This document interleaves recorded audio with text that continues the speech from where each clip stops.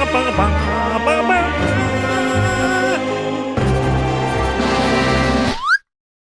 ba-rum, bum.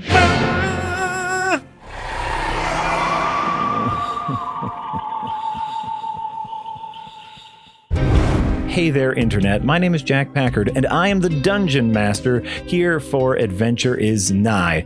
Welcome to Side Quest Season 2. We are going to start the side quest a little different than we normally would because of the creepy nature of Side Quest Season 2. For those who don't know, during the crew's adventures during Season 2, they found a magical staff, a magician's staff that they used to help transmit the soul of King Fuzzyhug from the giant worm into a frying pan. A successful transmutation, if you will. The only problem is they were using an evil wizard's dark staff without investigating it first, so 2 of the 4 members got cursed. Grinderbin, we are going to start with you here in the second floor of the Adventure is Night Club. You are sleeping in your room, and while you are asleep in your room, you are having a dream, and this dream is the same dream that you've been having every single night for, we're going to say, about a week, maybe a week and a half since you've been back from the mountains. You have only one dream, and this is that dream. I don't like it. Fair. Oh, I get to see the oh my gosh. What a vivid dream this is. Grinderbin, your dream involves the cabin. What you see around you is this pale, magical blue light that is seeping in from all of the windows and busted down doors. This is a cabin in severe disrepair.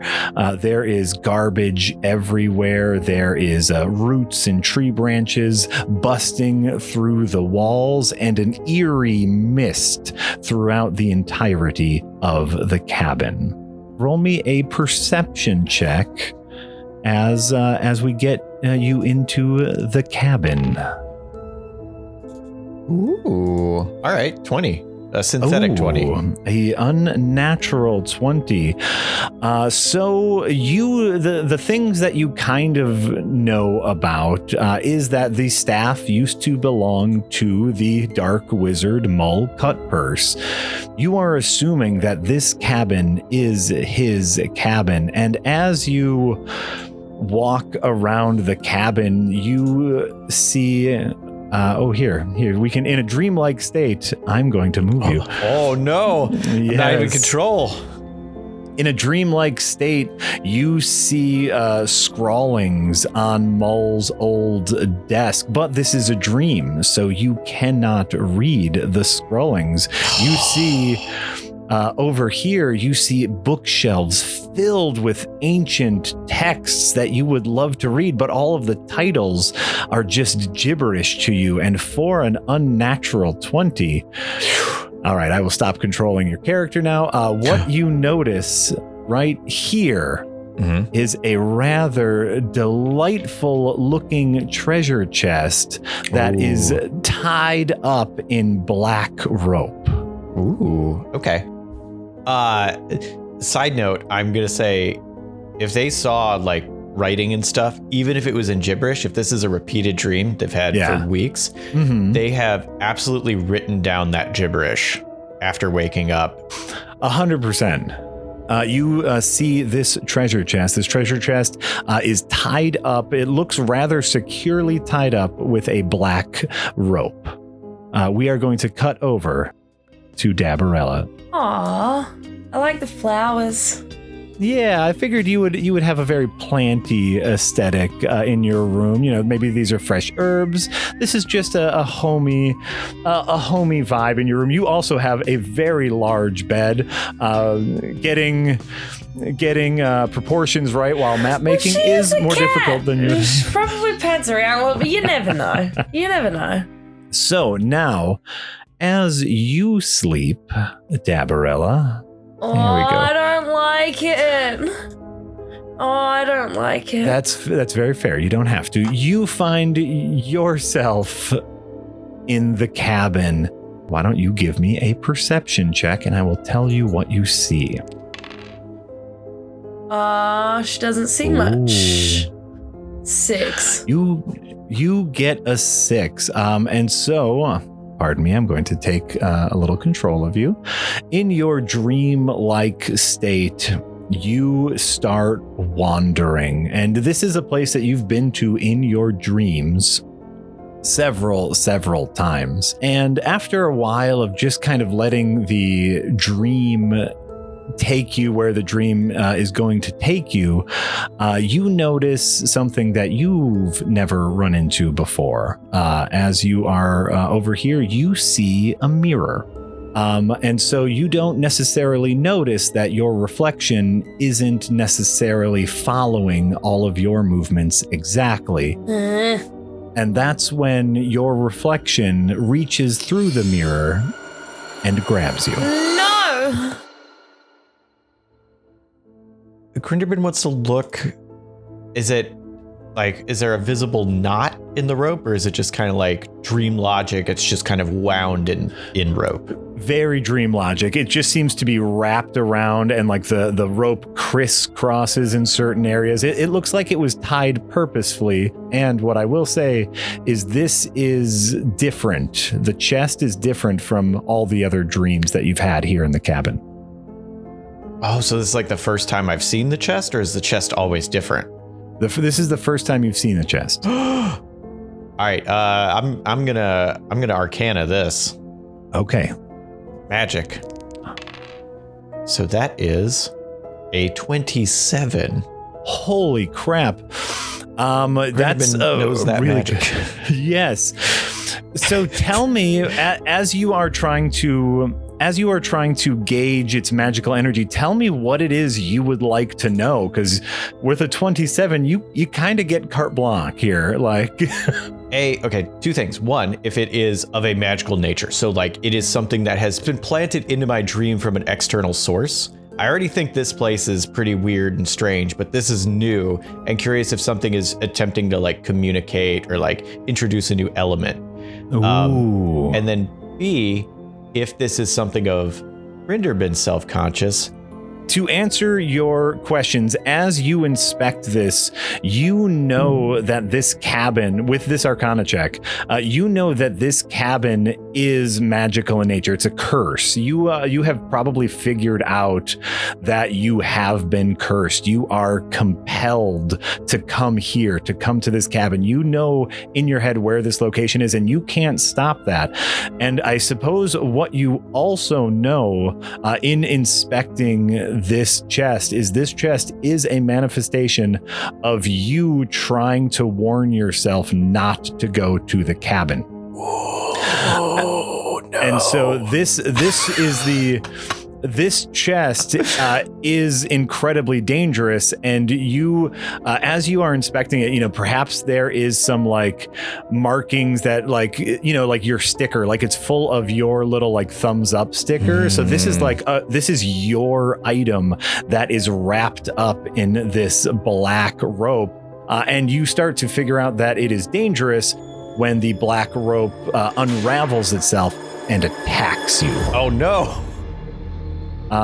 So what I need from you, firstly, is a Constitution saving throw. Oh no.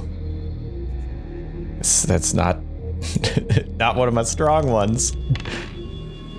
19. Ooh, a 19. Okay, so that means you only take 5 damage, and you are not restrained, as this like rope you see is now slimy, and it's trying to. The rope is basically trying to pull you into the chest. Oh. Ooh. Dabarella, your reflection comes through the mirror.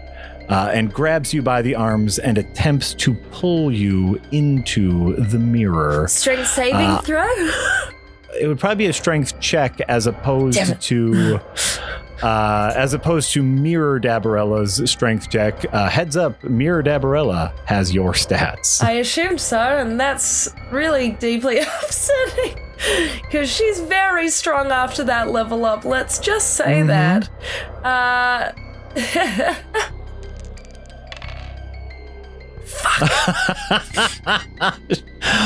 Oh, Dabarella, with a strength ability check of 6. Oh, I know that don't land. So you get pulled through the mirror and you find yourself in a reverse cabin looking directly into this is gorgeous. I was pretty happy with it, yeah. So you are now face to face with your doppelganger, and because of your low perception check and then your low strength check, your doppelganger gets the first swing. Oh, wonderful. And so your doppelganger is going to take out their version of the rolling pin and swing it at you. So you take 10 damage as this massive rolling pin smacks into you. Grinderbin, the rope has unwound itself and is now trying to grapple at you. Oh no, it's trying to pull me into the chest? Basically, yeah, like you see the chest opening, the black rope is attempting to grab you, but you were able to get away from it. Oh no, but I want to know what's in the chest. All right. It's your turn. If you want to hop in, then you can hop in. I'd rather look before leaping, so I will summon my little cannon and turn it to flamethrower mode and hope that rope burns. I am a cleric at this point, right? That is correct. You, and I guess for anyone who didn't watch the Level Up episode, Dabarella, because of the fortune of finding quite literally a well of power for the Tabaxi god underneath the Adventure is Night Club, Dabarella has been getting spiritual with it and has now dipped into cleric levels. Yes. The spiritual weapon is a bonus action. Yeah, you just create a weapon. So what weapon, what spiritual weapon would you like to create? So for the way Dabarella would typically nearly like 99% of the time will be using a spiritual weapon is as a manifestation of her little wooden spoon. Just because that feels just really nice, just a big thwack with a 1d8 hits for an 8. Wow, amazing. And so what Mirror Dabarella is going to do is attempt to shove you back through the mirror. They're like, no, not vibing this. Get away. Yeah, never mind. This was a bad idea. And so I need another opposed strength check from you. Yes. And I will make mine publicly, and we will see who is able to win this. So I got a 13. 22! And you got a 22. So I leave it up to you, Dabarella. Mirror Dabarella is now trying to force you back through the mirror. You get to choose what you do in this situation. I'm gonna do something really dumb. Am I able to stop myself in the, almost stop myself in the mirror halfway and go, why are you doing this? With that, okay. Can I attempt to talk to me? You absolutely, I mean, with that strength check, you rolled a 9 over Mirror Dabarella's. You are fully in control of this situation. You're not nice me. Why are you doing this? All right, so Mirror Dabarella says, stir, nibak, heath. Stir, nibak, heath. Grinderbin, you have summoned your cannon. What would you like to do? I will do a flame attack with my cannon. Okay. So each creature must make a dexterity saving throw. So okay. And your DC is 17, I believe. Yes. Okay. Well, I will do this one public then to tell you if I hit or miss. Oh ho ho! That's a natural 2, which means I get a. I definitely do not save. All right. Then you will take 2d8 damage. Okay. Let's see if my new dice roll. Uh-oh. Yeah. Oh, those are some fancy ass dice. Yeah, they are. 9 damage, the highest and the lowest. Your cannon erupts with flames, and the entire chest with the ropes evaporate. Oh, I wanted to know what was in the chest. Disappear into nothing, and what happens then is you wake up. Do I have any black ichor left on me? You have no black ichor left on you. All right. Well, it didn't Freddy Krueger into the real world. So, all right, good. It did not. Do mushrooms sweat? Like, is that? That's like a question wake up like perspirating, or is it like? That is just a question for you. You tell me if mushrooms sweat. I'm gonna say it's more spory, just like a dusting. All right. So Mirror Dabarella says, "Stir, Nibak, and." I don't know how to flip it and reverse it. Missy Elliott would be so disappointed. Og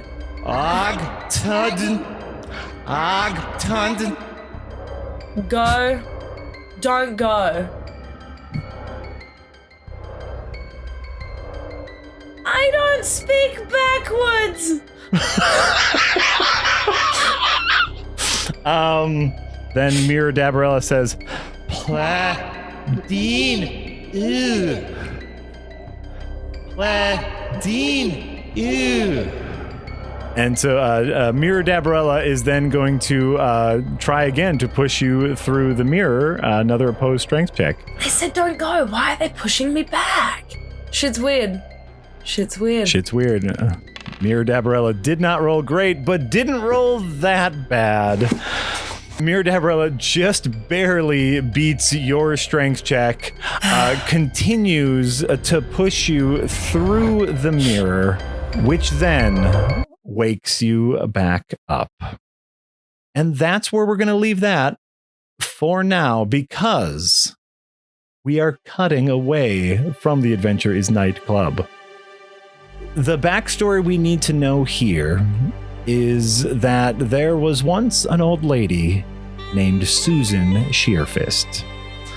Susan was a warrior monk, fell into old age, went on adventures, and then kind of got stuck away from home. She ended up in Westage, which she was picking up odd jobs to raise money to make her way back home. One of those odd jobs was the demolition and construction of the Adventure is Night Club, during which Susan, through no fault of her own, got exploded and died so hard that her angry ghost immediately popped up.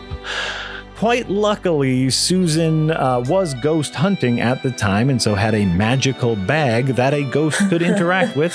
So Susan was able to grab up her charred bones, and luckily that attached her soul to her corporeal being. And so she decided to make her way back to the East Mountains, back home. The only problem is, as Susan made her way out of Westage, she couldn't cross the main river. She found it unbearable to get close to the water. Anytime she tried to hover over the water, she was simply unable to. And quite remarkably, any sort of bridge had either been blown up, torn down, or blocked in such a way that Susan was unable to cross. And so Susan has been making her way downriver in search of a way to cross the river. And while making her way downriver,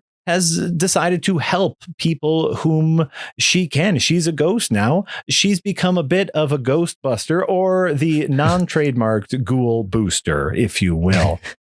Susan Sheerfist, hello and welcome. Hello. It's nice to be back. Hello, everyone. Hi. Susan, you have decided to help those in need, not just the living, but also help the dead. You have been spending your time helping the dead cross back over to the afterlife, which is why fun little bit of what do you call that when two things happen at the same time coincidentally? Synchronicity. Or serendipity. Both, all of the S things, as a fun little bit of all the S things. You have also taken some cleric levels, though you're not worshiping the cat god. You are worshiping Karen Ferryman, the Lord over all souls, who helps those transition to the afterlife. Oh, that's cool. So, Susan. Yes. You find yourself here in a what seems to be a small settlement. You see a couple fauna folk packing up their tables. Maybe they have some shops ready to go. They're packing up their gear as it is getting rather late out. And so next to you are some very tall hedges on your, north on the map, up on the map, and south on the map. You see a little cottage, some tents, and a few fauna folk packing up their gear. Okay, how close is this settlement to the river? Very close. Because it's river along the river. It's right along the river. You're assuming the river is just on the other side of those hedges. Okay. As you're kind of sticking as close to the river as you can to try to find a bridge. Yeah. Okay. I would like to approach the fauna folk who are tending to the tables. Okay. As you get close, is there one, you see a centaur woman and a tiny little hedgehog looking person. Okay, so I get a little bit closer and I make my presence known. I'll be like, excuse me. Hello, no, don't be alarmed. I'm a ghost, get over it. My name's Susan. Another one! Okay, Centaur, are you... sorry, I don't mean to use your race name. What, do you have a name?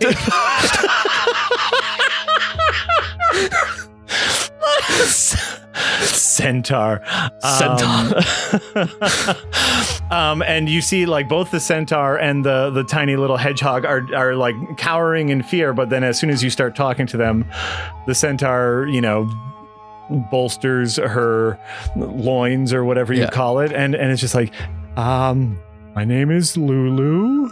You don't seem to be murdering and killing us, so we're pretty happy about that. No, I'm not hostile at all. I'm just passing through. I just have a couple of questions and I'll be out of your hair. Yes. Yeah, that's okay. Yeah, if you're leaving, that's okay. Have you seen ghosts before? Is this am I your first ghost? No. There's a pretty bad one. It's been showing up every night at dusk, and it's killed a few people, and it's wrecking our stuff here. All right. It's pretty terrifying. Well, first of all, I want to put you at ease. I'm not here to kill you or eat you or whatever that ghost does. In fact, I'm actually here to help, specifically with that ghost. See, and she pulls out a crude piece of paper. Says, I'm from the Ghoul Boosters. I'm here to deal with that ghost. And suddenly, from running around the corner, a man runs up and goes, "Oh, did they get another one? Oh, this is a different ghost." Right, are you in charge here? Yes. Okay. Yes. Susan Sheerfist, I'm a ghoul booster. I'm here to help with your ghost problem, or I can just leave, whatever you want. Oh, you're gonna help us with our ghost? Oh, God. Oh, yes, we need that so bad. We have a ghost that's causing us a lot of issues. Right, well, how big is it? It's like bigger than a man, and it rides a demonic horse. Right, the demonic horse variant, I know it well. You said it's killed a few people. I think maybe getting inside that hut, cottage, tent, it would be preferable. I'll deal with it. Have you tried communicating with this demonic horse riding ghost? Yeah. Jeff, the former town leader, tried to communicate with it and then was decapitated. Right. That's quite common, yeah. But it's worth a shot. Yeah, and so it has, we try to come out whenever we can in case any travelers come, so we can warn them and sell them our goods. It should be out any minute now to wreak havoc on our little settlement again. Well, right. Well, you might as well get inside. I'll try and deal with this. If you hear me screaming or hastily running away. Hide more than you already are. Hide more than we already are. That makes sense. I can see wispy wisps. I'm scared.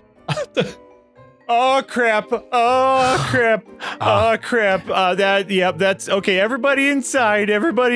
Lock the doors. We'll be inside. If you do kill the ghost, let us know. And if you don't, it was I don't know if it was nice to meet you, but because I don't know you that well. Goodbye. But I'm leaving. Goodbye. I look back at the hedgehog and the centaur, and I'm like, I'm seeing what they're doing. Are they going inside as well? Oh yeah, like I'm getting out of here. Hold on. I'm a horse, so it's a little hard for me to fit through the door sometimes. There we go. All right. This door. Hold on. Sticks my head back out. Like this door was clearly made by humans, and it's like it's not accessible. We gotta deal with that. And then the little hedgehog is just like, comes up to you, Susan, and is just like, well, I'm glad you didn't kill me. Good luck. Thank you very much, Hogman. See you later. That's like a hog is a pig. I'm a hedgehog. It's a little bit different. Hedge pig. All right, got it. Off your scamper. I feel like it's like a whole different kind of animal. Like, do you want to know anything about the ghost? Or no? I guess you got it. Okay, bye. Fine, you deal with it. I am going to position myself by this light source. So I'm kind of guarding the cabin and also just waiting for any sign of a incorporeal presence. Sure.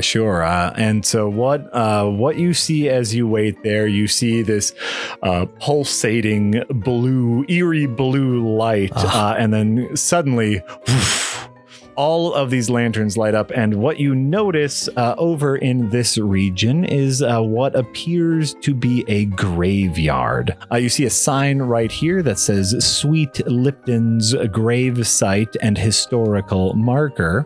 You see a large mausoleum over here with two giant wooden doors and a few ornate graves. That's what you can see from where you are. Seen this all before. Graveyard, classic ghost stomping ground. Just waddle towards the graveyard. As you get closer, those two giant wooden doors from the mausoleum bust open. And coming outside is this absolute giant of a ghost riding a horse, wearing deep black armor, seems to have flames coming out of his helmet. He looks at you and he says, "Do you dare fight me in combat?" All right, we could start with possibly having a chat first. It's a bit hasty to jump into a hand-to-hand combat. It's not hand-to-hand, you got a sword. I ain't got a sword. I got this shovel, though. Ha! Then you bring a weapon and this will truly be a just fight.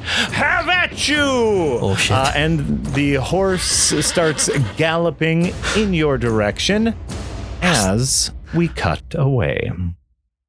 Back to the second story of the Adventure is Night Club. It is the middle of the night. Dabarella and Grinderbin, both of you have had your nightly nightmare, and you are now awake and in your room.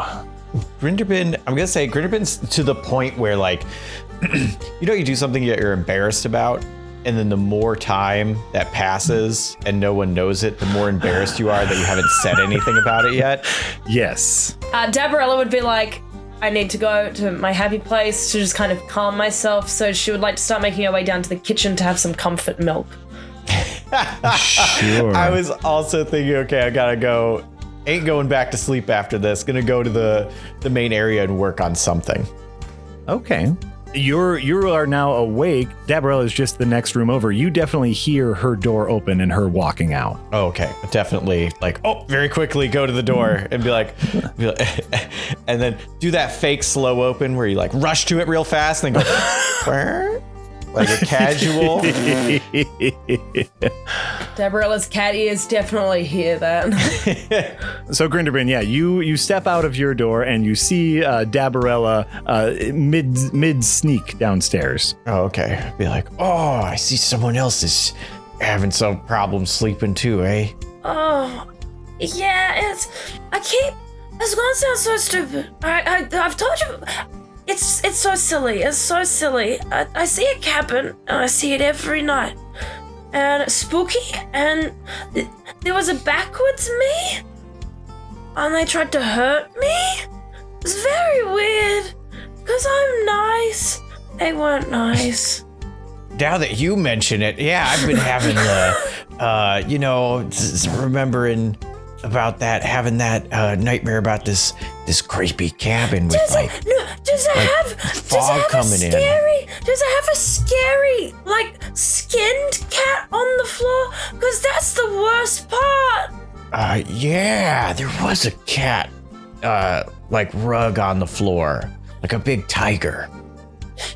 Dabarella just, like, grabs their face, and goes, The two socks of the mushroom cat. No! Wait a minute. If you have the same dream, are you awake right now because you think you have to go there too? Yeah. Can I give you a hug? Because that sounds really scary. And I think if we hug it out, and we go get some snacks, and make sure we have all our things, I think it's time. All right, I'm on board for hugs and snacks and figuring out what's going on here. And then, now that you have said this out loud to each other, that compulsion to go to the cabin is in full swing. And in the middle of the night, you head out without telling anyone. I wanted to leave a note. Okay. It's not going to be a great note because Dabarella's leaving it. It's just going to be like, BRB, sorry, no food. Paw print, like... I love the idea of, like, Mortimer waking up and looking for breakfast and just being like, what the fuck? Okay, great. Let's now cut back to the graveyard. And so, Susan, why don't you roll some initiative? I will do the same for our ghost night. Oh, Susan, you rolled a 9 initiative. Yeah. So, as a heads up that you do not go first. Fuck. So the first thing that is going to happen is this knight on a horse is going to charge directly at you, Susan, and swing his old sword at you. Going second, like in initiative, basically ruins combat for me. Like, I've got so many things that help if I go first. Well, what I will say is his first swing of the sword, let's say you were like starting to make a plan and then you notice like a shiny thing on the ground. You're like, oh, look at a shiny thing. Maybe I can use that. And you duck down to hit the shiny thing. So his first attack definitely misses you. Oof. His second attack, what's your AC, Susan? My AC is 12. Okay, his second attack does hit you.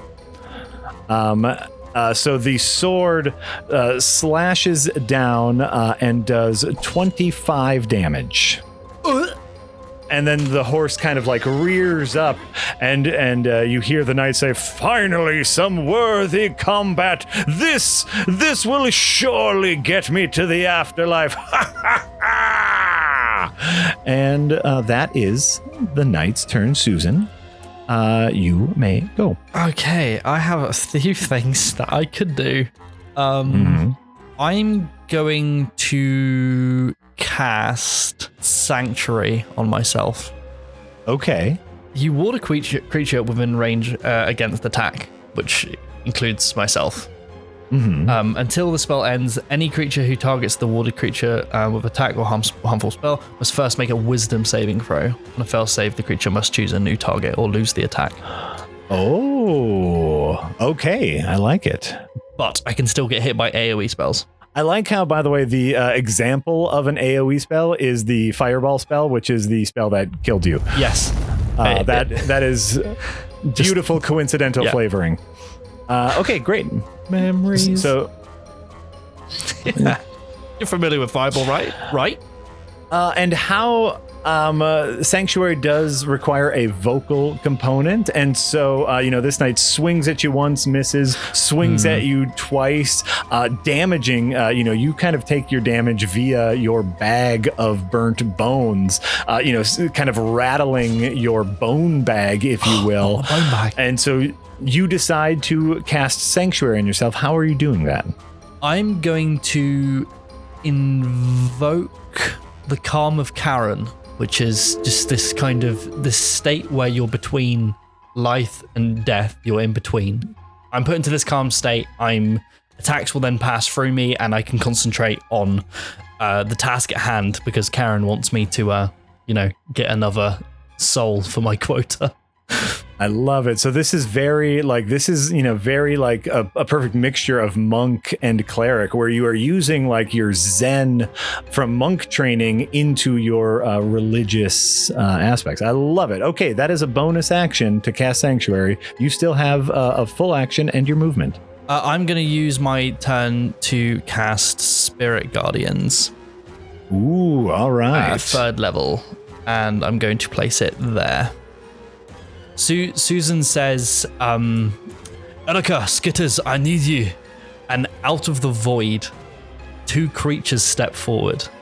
One is a Cyclops that towers above Susan behind, and another is a tiny hedgehog. And as they come out, they start going, ooh, and like waving their arms around, going, ooh, and being all spooky dooky. And they start floating around me and protecting me, warding me from things. I could say, Knight, I'm not here to fight. That rhyme was intentional. And I can help you pass on. There doesn't need to be any combat. I can help. Doesn't need to be any combat. Maybe you don't understand how this whole knight thing works. I need to prove my valor, prove my honor. Truth be known, in life I was rather useless. I was a knight in name only and died with no dignity. That's why I've come back now. All of my knight friends make fun of me in the afterlife. So I thought I would come here, rain down on the people and show my prowess. First, the knight is going to start his turn within the realm of your spirit guardians, and so I must make a wisdom saving throw, which I will do in front of the table, which is an 18 wisdom saving throw. They have to beat a DC of 17, so they beat it. He made his wisdom save, so we take half damage of 15, and then we usually round down for halving, so that is 7 damage. What I'm going to say is what he does is, fair Cyclops, tiny hedgehog, step aside. And your hedgehog still like throws some dirt at him. Like, I don't like that at all. You face the awesome might of Connor von Westridge Cumbersnap, Knight of the Realm. And then he dismisses his spectral horse thusly. And he says, ghosts, ghost combatant, you will be my finest victory. I will prove my valor once and for all. With his first attack. Oh, okay. I'm assuming you have an AC more of 4. Yes. So, yes. He's not a very good knight. Maybe you're realizing that. So his first attack you're just too quick for me, foul beast. All right, with his second attack, he definitely hits with his second attack. They have to make a wisdom saving throw before that can happen because of Sanctuary. Sanctuary. All right, wisdom saving throw. That does not hit. Okay, so, his first attack misses. He feels like he has you, dead to rights with his second swing, and all of the sudden, like the call of Karen, the call of the ferryman of the undead, gets into his head. Weak. I will have my valor, ghost. And then it's your turn. I am going to attack to, in a way, show him my valor and honor and how we do things in a show of power. So I'm going to attack with my Spade of the Gravekeeper. That is a 16. Ooh, and a 16 does not hit. If you cannot tell by the picture, this is a knight in full plate armor. You swing basically like flat side shovel, and it just bounces right off. Bloody plate. Would Susan have visibly seen or maybe heard the call of Karen to this ghost, and like that they're being affected by that force? Ooh, in what way? Maybe I can, Karen trying to coerce the knight to the afterlife. Maybe I can hear the hints of some ethereal whispering. You've been ghoul boosting for a bit now, and usually, like, if there is an aberration, if there is a ghoul, there's some sort of deed that they need to finish, or they just need to be killed, and that does it for a lot of them. Is you just kill them again. You kill the dead thing, and then that sends them to Karen once again. And so you kind of like have been listening to this knight, and like the knight feels like it's valor that they need to accomplish. Why don't you give me a religion check? Yes, sir. Oof, that was close. 20. Ooh, baby, an unnatural 20. What is happening is you have run into combat without doing any sort of preparation for this ghost, even though there were people there who were like, hey, we got a ghost problem. You want to hear about it? No? Okay, bye. And so you might have realized that this is a larger fight than you are able to deal with 1v1. Yeah. But what I will say here with an unnatural 20 is you send a message to Karen. I fucked up. And help. Very, very help. And so what I'm willing to do here is Dabarella and Grinderbin, as you are making your way southwardly to the cabin, you are approximately on the same path that Susan was. There is something that has been calling to you, so instead of taking a right, you took the next left. As you get an unnatural pull to come in this direction, in the distance, you see two ghosts battling it out, and it's awesome. This old lady ghost who has summoned a cyclops and a tiny hedgehog. You see this awesome black armored knight swinging a great sword, and you are here for the show. Now let's see how lucky we get, because you're about to enter this combat with them. Roll initiative. Roll initiative, please. Oh, so 6. That's upsetting. 7. We're really watching this. Yeah. You are enjoying the show. In my head, what I will say. In my head, as we were walking up to it, it's like, so anyway, that's my favorite type of cheese. Oh my god, look what's going. What's this? Oh. All right. Let me make a check for our knight real quick. Oh boy. It's unfortunate for us. It's very unfortunate for you because this knight does roll a good perception check and notices you two joining the fight, or not. If not joining the fight, at very least walking into this knight's vision, and this knight really just says like, "Ha ha! A battle against multiple foes. This will be it. This will finally shut my knight friends up and prove my valor." So he's going to start his turn. As it is his turn in combat initiative. He's going to start his turn still within the realm of your little ghost friend. So he needs to do another wisdom saving throw. Yikes. Oof. A 13. Does not hit. Needs to be 17. Son of a bee. 12 damage. He takes 12 damage. So this time, like the Cyclops and how we're flavoring your spirit guardians is these are ghosts that you have helped in the past. And the Cyclops is actually a little frustrated that the knight doesn't think that you are enough of a challenge. He's like, hey, thump, and just gives him a punch like, the fight's over here, bro.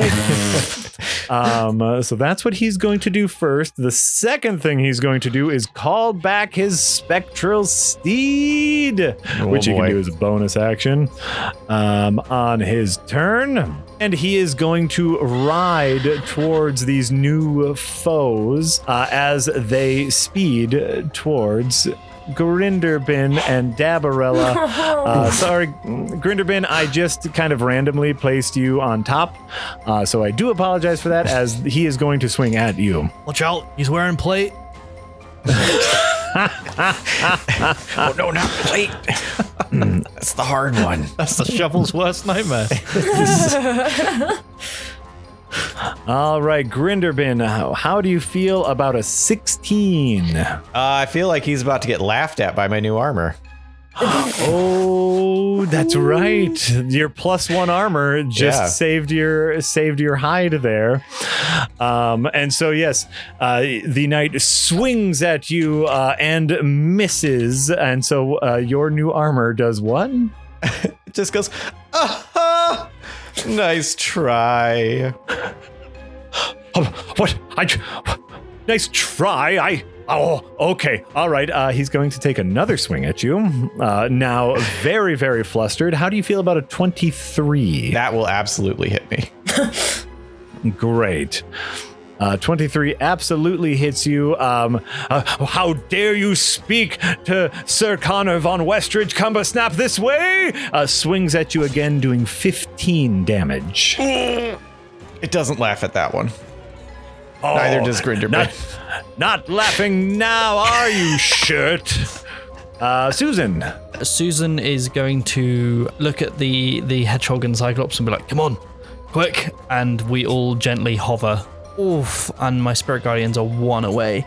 But then I'm going to cast Ray of Enfeeblement. Ooh, all right.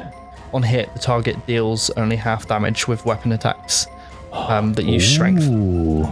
Okay. Go ahead and make me a spell attack. 28. You might be surprised. The 28 absolutely hits. At the end of the target's turn, it can try to make a Constitution saving throw. Okay. Yes, a 28 absolutely hits, and so you send. Do you have some vocal magic for Ray of Enfeeblement? I guess Susan would say, "Feel the chill of death," as I point, and they're being reminded of their death. They're being reminded of the moment when the warmth left them. Oh dang. no, I'm remembering when I died of old age instead of in battle. Oh, you're making me feel so weak. Enfeebled, if you will. Then we go to Dabarella. Oh boy. You have this large horse and rider in front of you. First things first, Dabarella's gonna go, this lady ghost has such cool catchphrases, we gotta help her, and this guy's not being very nice. So Dabarella's gonna whip out. Look down at the wound, like, yeah, that's about accurate. Dabarella is gonna just whip out Giant's ice cream scoop to attack with. All right. Come on, good attack roll. 13. Unfortunately, a 13 does not hit. But that's okay, because I get 2 attacks. Damn it, Nira. 24! There you go. A 24 very much hits. Boom. Dabarella is gonna, like, almost like Thor's hammer, like, jump up and then, like, I need a catchphrase too! Bonk! and just overhead. Boom. Oh, yes, I'm taking damage in battle. This is it. It's happening. A little too excited about this. Anything else you're doing, Dabarella? Yeah, I'm gonna cast my spiritual weapon because that's busted. It's incredible. And she's gonna go, you like it? How about some of this? Kazam! And casts her little spoon to do a little donkey donk for 6 damage. Oh, what? Spoons? Wait, you're attacking me with spoons? Your other one was a big spoon. I thought it might have been a club. Oh, wait a minute. Maybe this isn't a real fight. Then we get to Grinderbin. I'm just going to move away. Okay. And I guess probably invoke an attack of opportunity if he can take one. He still does have his reaction. So yes, he is going to attack you. Oh, but a ray of enfeeblement, which means I take attack with disadvantage.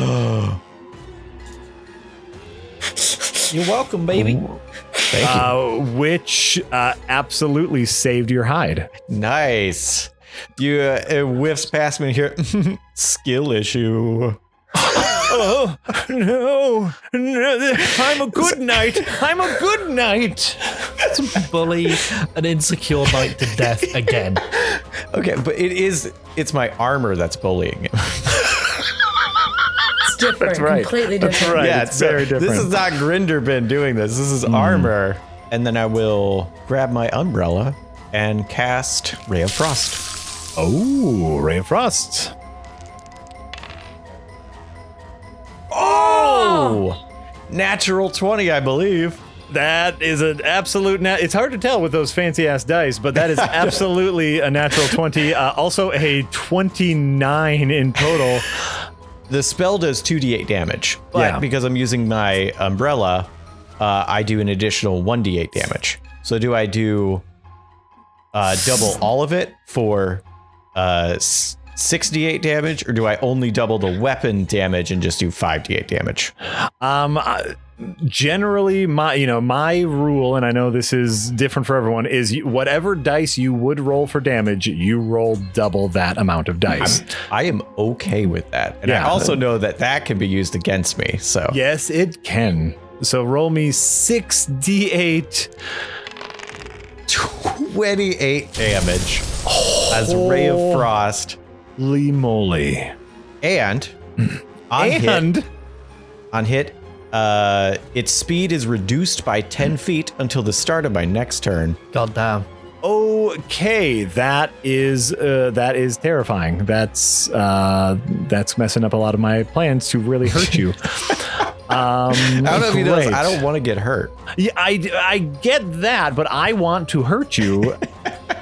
All right, this knight is going to take his turn and attack at disadvantage to Dabarella, who is still around him. At disadvantage, he rolls a natural 1. Okay, so he swings at you, Dabarella, and is just like that shirt keeps making fun of me. I'm a very well accomplished knight, and I feel like you all are giving me a slight bit of anxiety, and you hit me with spoons. And so he's going to make another attack at disadvantage. Oh man. He rolled an 18 and a 3. He misses that one as well. But instead of dismounting the horse, he is going to rear back and have the horse try to kick you. So let me do a horse attack. All right, Dabarella, what is your armor class? 18. 18. All right. The horse does not hit you as well. He tries to rear up the horse to, get the hooves in you, but you are dodging and weaving. This horse is not hitting you. You know animals. You know how they move. And so he's just like, what? Just, no. Okay. Calm down, Connor. All this means is that they are worthy opponents, so when you finally vanquish them, you can, get into night heaven and hang out with all your friends. Okay, battle on! Susan, back to you. Okay, Susan steps forward, just by 1. Okay. And she does this because it puts the knight in range of my spirit guardians. So I will roll a normal roll. 9. So they take 9 damage. Dang it. Yeah, the Cyclops is still really upset that I called you not worthy, so the Cyclops is just punching him in the helmet like, oh, take that. Like, oh, dang you, Cyclops. And the hedgehog is just poking out behind the Cyclops ankles like, yeah, take that. That's just my movement. So what also Susan will do is she will slowly raise her hand to point, and she'll say, age took you once, and age will take you again. And by that, I mean me. I'm age in the metaphor, because I'm old, and I cast Toll of the Dead.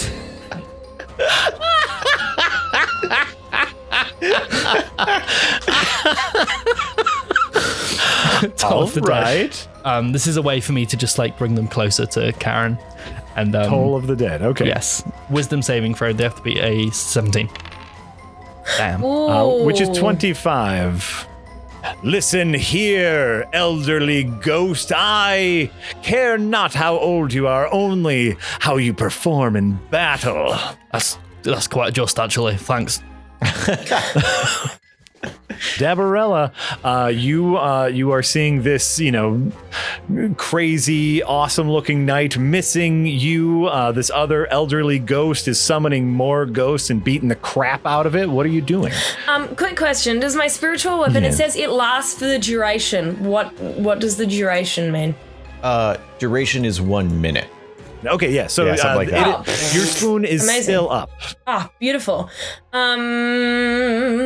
Well, I'll give him a smack with that first, then. Okay. Would be my vibe. Does not hit. Does not hit. So yeah, the spoon swings again, but this time the ghost dodges it. Ha! Your spoon trickery won't scoop me this time. I hated everything about that. Yeah, as you should. I loved everything about that. Dabarella makes a cranky face and attempts to attack with her giant ice cream scoop. And a 24! Ooh, that very much hits. Dabarella goes, this time, she goes, spoons are cool! And hits him with that one for 6 damage. And he says, confound it, your spoon work is magnificent. I'm just hoping this counts as an actual fight. Gets back to the afterlife. They're like, you were killed by spoons. You suck. Then we go to Grinderbin. Hey, you seem really intent on fighting to the death, but you're already dead. Like, what? Like, what's so special about your honor? That's all a knight has, is their honor. And, in the afterlife, you are judged, if you are a knight, on the deeds that you performed. In life, it should be known I kind of slacked off and didn't do much, but was still technically a knight because of family connections. And so that means I don't get into the cool afterlife parties with all of my knight friends. But did anyone die that you were trying to protect? No, but I also didn't try to protect anyone. I was a very bad knight. I mean, okay, if you want to go back in battle, I guess. Right, I do, because I want to kill you. Oh, well, I don't want to die, so, Alakazam. And I'm going to shoot an array of frost. Alakazam. All right, Ray of Frost. For a second there, it sounded like you said ray of floss, and that sounds even more terrifying. Oh my god. In fact, that is what happened. Is you said ray of floss, and out of your waterfowl, instead of the ray of frost, comes some very small string. Oh, crud! You missed. It's kind of hits it and goes like, yep. Just runs down it like floss. Just like a silly thank string. you. I did take very good care of my teeth. I guess I'm a little tired. I gotta enunciate better. All right, it is Connor's turn. Connor, firstly, has to deal with the spiritual guardians. So he takes spiritual guardians damage. Son of a bee. Ooh. Goddamn. 12. This time the hedgehog gets a little more involved and is just really, going to town on those shins. Hey, you're undoing my cool armor, hedgehog. I'm going to say at that, because he keeps getting hit by these guardians, he is going to turn around and try to deal with you, Susan. So he is going to turn around, swing at you, which he still does at disadvantage because of your dang enfeeblement. Come on. Let me hurt someone. Ooh, all right, 22. That hits you. Yes, it does. Yes, it does. All right. Oh, I shouldn't take so much joy. Ooh, yes. Oh, that does 17 damage. 17. Okay, Jack, I'm telling you now, I was so upset that Susan died in season 1. Yeah. If you kill her in this first if you kill her in this first combat situation, I will never forgive you. The dice tell their own story, Jermaine. If you're only here for one episode, then that's where you're here. I'm on 6 health, 6 hits point. Ooh, death saving throws. How fun! Oh no.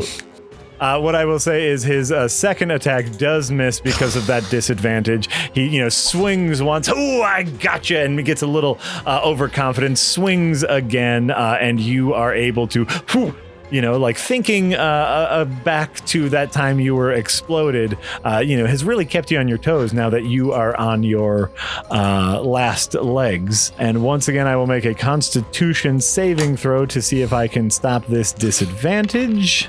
11 doesn't do it. It does not. Oh, darn you, and you're reminding me of my wasted life as a knight. You're old and cold. Old and cold. All right, that gets us to Susan. I'm going to cast Vampiric Touch. Oh. Ooh. Make a melee spell attack against a creature within your reach. On hit, the target takes 3d6 necrotic damage, and you regain hit points equal to half that amount. Oh, damn. All right. Nice. 23. That hits. Yes. Okay, so 3d6. They take 14 damage, and I heal for 7. Nice. Well done. So you reach out your ghostly hand, and kind of like clasp onto his. I say, cold and old, just like me. Cold and old, cold and old. No, I don't want to be cold and old. And yes, his life force gets transferred to you. As you get close enough to siphon that, you do notice that his energy is definitely fading. He is, if he were alive, he would be dang hurt. Okay, then Dabarella. Yep. It is your go. Your spoon is still around. I'm gonna roll for my spoon. That's a 5. We'll say your spoon, gets close to him, and then you just forget to swing it. You're just so happy, looking at your spoon. You're like, hey, floating spoon. Honestly, she's pretty stoked about it. I would like to take one normal attempt with my giant spoon. Oh yeah, sorry. I'll move up. Yep. 24 for my attack. That definitely hits. 10. Oh boy. This night is not looking good. Dabarella is gonna down and up and go, I could learn so much from the cool ghost lady, and you're being mean to her. And she, boom, big hit. And then I want to take an attempt with my magic hit. 16? Ooh, a 16 does not hit. Fuck. Ooh. You infuse your ice cream scoop with the magical energy, and this knight has just enough energy left over to... no spoons! I will not die twice to a spoon! That's concerning. That's deeply concerning. What's Party's backstory coming out? What parties was he going to? I died my first time to a spoon. I was an old man eating prunes, and I choked on it. But, not today. I still have a chance in this fight. Dabarella just hangs the spoon down and goes, now I know how Sigma felt against the robot. So, back at the nightclub, Sigmar gets up and is like, what? Never mind. Goes back to sleep. Feel like someone missed a shot somewhere. That gets us back to the knight, who is going to swing at Dabarella. Before their turn ends, they do get attacked by the Guardians. Bitch. So, damn it. Oh, little ghosties. Goddamn, 19. Wow. So as he goes to swing at Dabarella, your two ghost guardians, the Cyclops and the Hedgehog, just pound him into the ground, and his ghostly visage is like, no, now I'll be lame forever. I won't get invited to the parties. You were slayed by a Cyclops. I mean, a hedge pig, that's not as noble, but a Cyclops, it's pretty good. So here you are now, just as dawn breaks. Altogether, the night has been vanquished. Oh, well, hello. Sorry to get you all involved in that. I appreciate your help, though. That was a bit messy. No, you were so cool, and I was so not cool, and normally, I'm the cool one, but you were so cool, and I could learn so much from you. Sorry. My name's Dabarella. Oh, wonderful to meet you. I'm Susan. And who's your friend? Oh, I'm Grinderbin. Pleasure to meet you. I'm from I guess you could call it an organization called Ghoul Boosters. I'm responsible for helping these little guys pass on. Are you? I mean, I don't know if this is insensitive to ask. Are you a ghost? Yeah. I wasn't always a ghost. I was alive once, but now, yeah, due to my death, yeah. I didn't know if I'd meet a ghost. Well, wow. Yeah, today's the day. We're just like real people, but we're dead. And I met a few undead, but like almost goes for like a handshake, and then it's like, oh, I don't know if this corporeal kind of awkwardly pulls it back, turns it into a wave. As you hold your hand out to the first go, I flitter my hands through yours to just show you that we can't really do anything. Yeah, that one was messy. We're not all like that. Don't go judging us by our ghostly visage. Some are violent, some are easy. we had to seemingly kill that guy to help him move on, but little skitters here, I point to the little hedgehog, they're quite easy. You just need to help them kind of reach their what they were missing in life, what they needed. Skitters was trying to cross the road and got hit by a cart and died. All they wanted was to get to the other side. They're quite simple. They just wanted to get to the other side. So I helped them pass on. That's really nice. Are you stuck here because you need help too? Oh yeah, it's a bit morbid, and I pull my bag out and I pull out my own skull. Oh! So you can probably see the resemblance. This is me. Basically, I was killed in a horrible explosion. It involved a turtle. It was horrible, and I managed to get my own bones. And in life, I just wanted to return home to my family, and it's quite far away. But now I feel like what I need to do is to get these bones home and bury myself, which is kind of weird, but it's what I feel is right. But I'm having a real hard time doing that. Due to that massive body of bloody water. Well, that's not very good, is it? I'm not gonna brag. We have some experience crossing rivers. Right. Okay.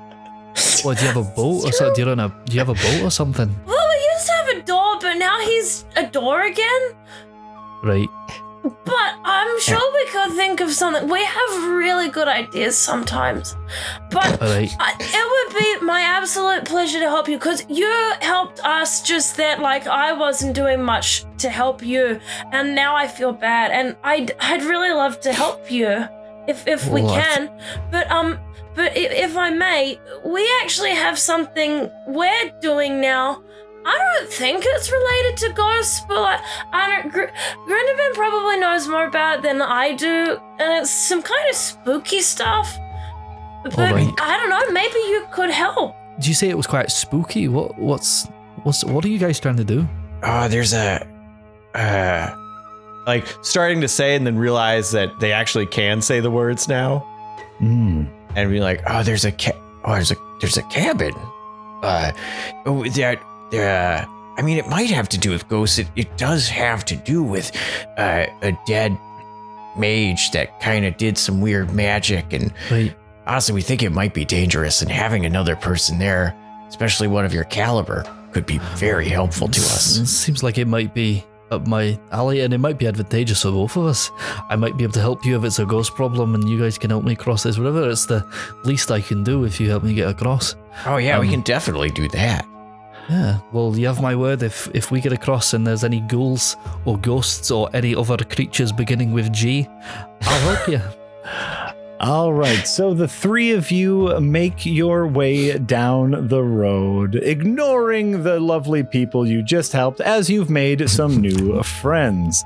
You make your way a little further south, heading towards the direction of the cabin, and are still having a hard time finding a working bridge when all of a sudden you come across what looks to be a giant bridge that could fit many, many people, but is also fairly empty. As you walk up closer to that bridge, you see two men dressed all in black with little white collars and white robes draped down in front of them. And one turns to the other and goes, "Oh, looks like we got a couple more bridge crosses over here." And the other one says, "Yeah, maybe they're ready to pay some tithes to get across the bridge. Hey, I guess we'll see about that. Hey-o, now it's time for you all to deal with the Catholics. Hey!" Fuck. And that's where we'll leave it. Everyone's favorite gang from Pimpernel are back, the Catholics. That's where we're going to leave it here for this episode of Adventures Nigh Side Quest, The Cabin That Calls. We'll see you all next time. Bye. Bye. Bye.